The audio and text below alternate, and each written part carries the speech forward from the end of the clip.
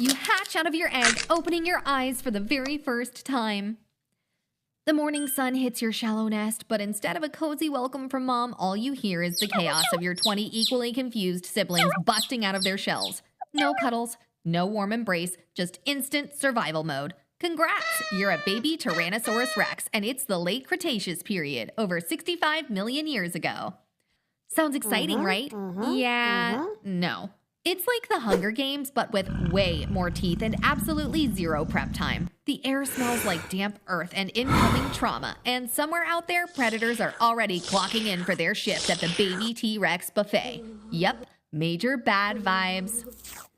Measuring in at about 3 feet tall, you take your first wobbly steps, your massive head swaying like a bowling ball on a toothpick. You open your mouth and try to roar, but all that comes out is a pathetic squeak. Your tiny arms fall uselessly as you try to balance, but gravity is not on your side. You take one misstep and you are face first in a puddle of mud. You're doing great. But then you lock onto your first target, a tiny lizard darting across the forest floor. Instincts kick in and you pounce, but miss by a mile, slamming into a tree instead. The lizard yeets itself out of there, leaving you with nothing but a mouthful of bark. Embarrassed, you try again, but this time you trip over your own feet and land on a rock.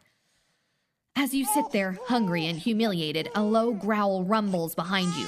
And there it is, a juvenile Dakota raptor staring at you like you're an appetizer. Your tiny legs tremble as you try to figure out how to run. The Dakota raptor lunges and you barely manage to dodge, tumbling into a thicket of ferns. You stay still, your heart pounding, until the predator eventually gives up, stalking off to find easier prey.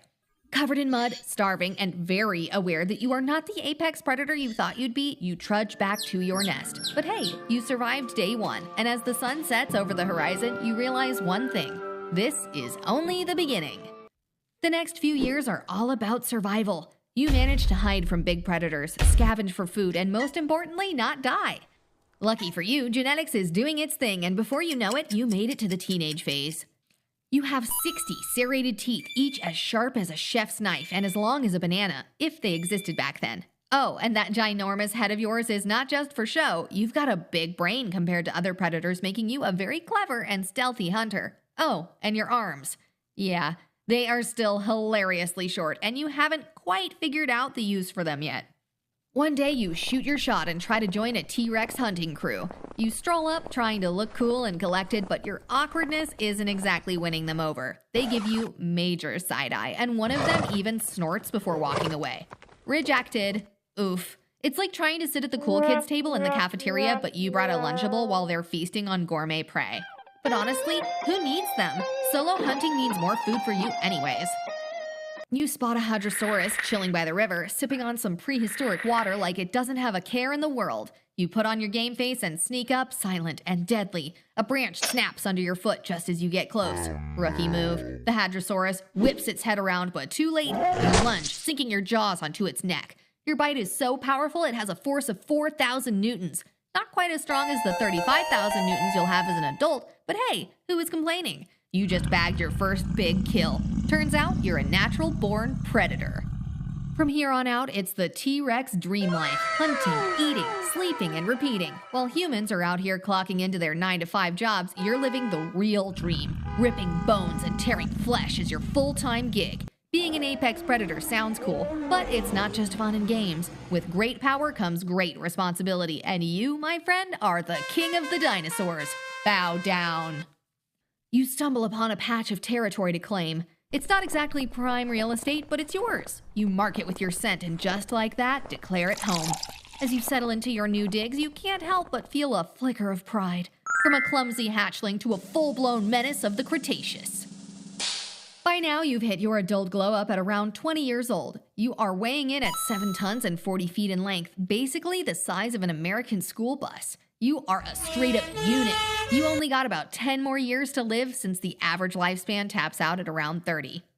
All the other dinosaurs are completely terrified of you.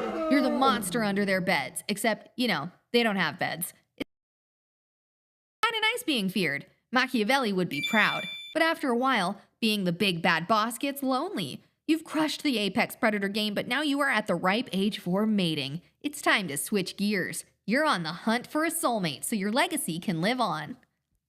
Mating season can be rough and competitive. Every male T-Rex out here puts on a show and is flexing their tiny arms, roaring like it's American Idol, but you can't lose hope.